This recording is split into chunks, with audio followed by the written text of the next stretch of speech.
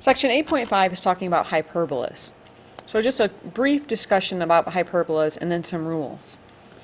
We just got done doing ellipses, and then we had ellipses. We had the major axis, which we knew was the long one. We had the minor axis, which we knew to be the short one. We knew that the center of the ellipse is where those two axes crossed.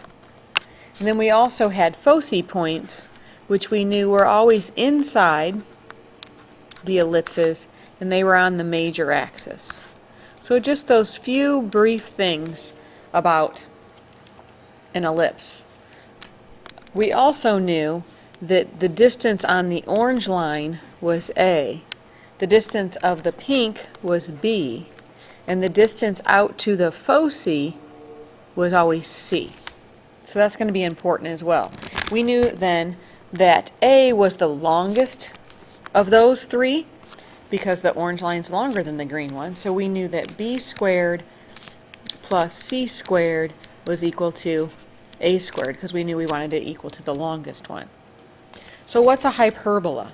One way to think about a hyperbola, now when we thought about an ellipse, we thought about squishing a circle. One way to think about a hyperbola is to cut the ellipse in half, maybe right down this dotted line, and flip it out. So a hyperbola looks like this. Okay, so we flip it out. Some things that we will need to know. This distance between these 2 points will be called the transverse axis. We will also have a distance that goes this way that'll be called the conjugate axis. This point where they cross is still the center. This kind of looks like you have parabolas now, okay? So we call these points, each of them individually would be a vertex, so plural is a vertice. Okay? Those are vertices. I guess I can do this. Now, these foci points, they would flip also. So the foci points are still going to be inside the parabolas. All right, so let's talk about our A, B, and C. We know that the distance from the center out to the foci is always C. This orange distance is still going to be, well, the A and the B can switch, okay? So this is either A or B, or this is either A or B. But what we should notice here is that the C distance is the longest distance. So our equation for these hyperbolas will be A squared plus B squared equals C squared. Now, if you flipped this one out, your hyperbolas would go up or down, like that. So let's take a look at our note sheet for 8.5, and it kind of spells this all out in form. Standard form of the equation is x minus h squared over a squared minus y minus k squared over b squared equals 1. So what's the difference between this formula and the ellipse formula? Okay, things to remember. X and h are still partners, y and k are still partners. It's still equal to -1 or +1. A difference. We are not having a plus sign in here anymore, we have a minus sign. Another difference. In the ellipses, the a squared was whichever number was bigger. In hyperbolas, the a squared will always be whatever the first one is. Because of the minus sign, we have to look at just the first term.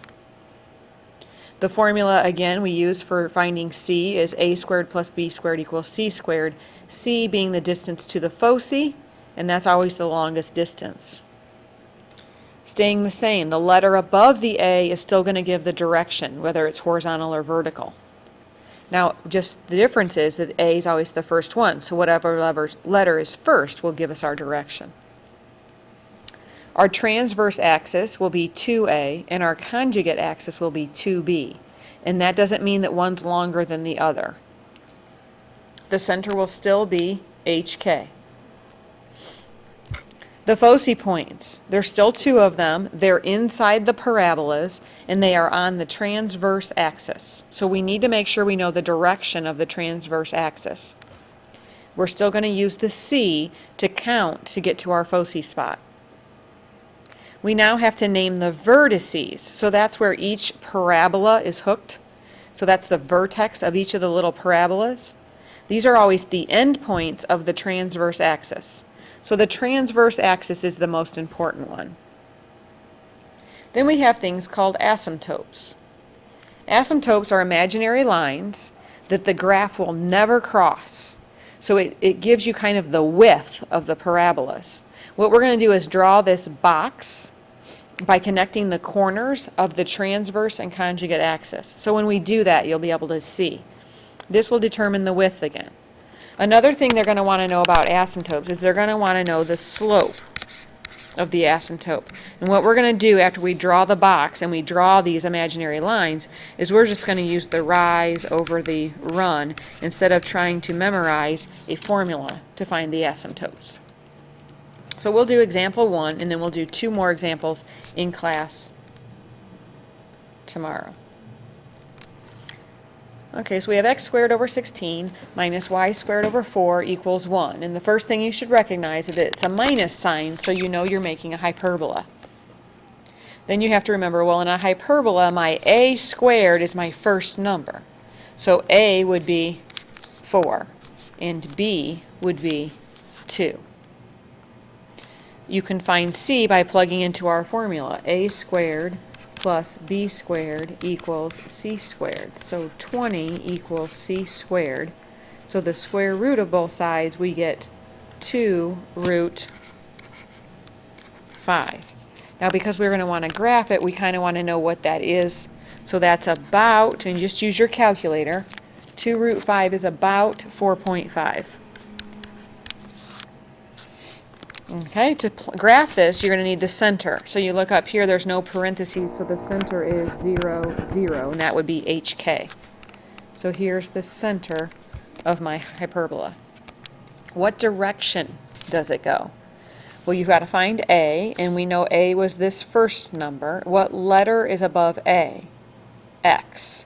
So the x-axis is horizontal, so this is going to be horizontal. Okay, the transverse axis is always 2a, so that's going to be 8. So in the horizontal direction, we need it to be 8 long. So you go up to your center and you count 4 and 4. And you want to make big dots there because those are your vertices, because those are the endpoints of the transverse axis. So you could go down here and state that your vertices are 4, 0 and negative 4, 0. All right, the conjugate axis, that's 2b. That's going to be 2 times 2, which is 4. So your conjugate axis is 4, so it's here and here. Now I don't make dots because I don't want to mess up which ones are my vertices. So that's why we label them with V's. So the box that I'm talking about is to connect the corners of these endpoints of the transverse and the conjugate axis. So you can see that this is 4 units and this is 8 units long. So your transverse axis and your conjugate axis. Now, if you draw these asymptotes right through the corners of the boxes. Now, all this orange stuff is imaginary. So you could be making it dotted, or you just want to use a real light color. The black is actually the graph. And what that gives you is your ability to say, this part of the hyperbola will go out towards these asymptotes, but never cross it. So you just draw the parabolas going out towards them, never crossing them. So your graph is done except for the foci points. Okay? Now remember that I said sometimes they want to know the slope of the asymptotes. Okay? So I just think you count it. So you just go to the center and you just say, well, you went up 2 over 4 to get to that spot. So rise over run, you go up 2 to the right 4, so the slope is 1/2. That would be of this orange line. What's the slope of this one? Well, you're going to go up 2 and left 4, so you're going to get negative 1/2. So they would say that the slope of the asymptotes is plus or minus 1 over 2. Okay, the last thing are the foci points. You need to know how far C is. Well, C is 2 root 5, so that's 4.5. So 1, 2, 3, 4.5. So there's a foci point, and here is a foci point, which is good because they're inside the parabolas. So you have to tell me what is that spot, and you're not allowed to use the decimal. You have to do the 2 root 5. So you know that you were at 0, 0, and you went to the left 2 root 5, and you went to the right 2 root 5. So from 0, 0 to the left 2 root 5 would be negative 2 root 5, 0. And to the right 2 root 5 would be 2 root 5, comma, 0. Again, they may write that as plus or minus 2 root 5, comma, 0. Now we'll do examples 2 and 3 in class tomorrow. A couple other things you might want to think about. This distance right here was B. This distance here was A. And the distance out to the foci point is C. So understanding all the parts of a hyperbola.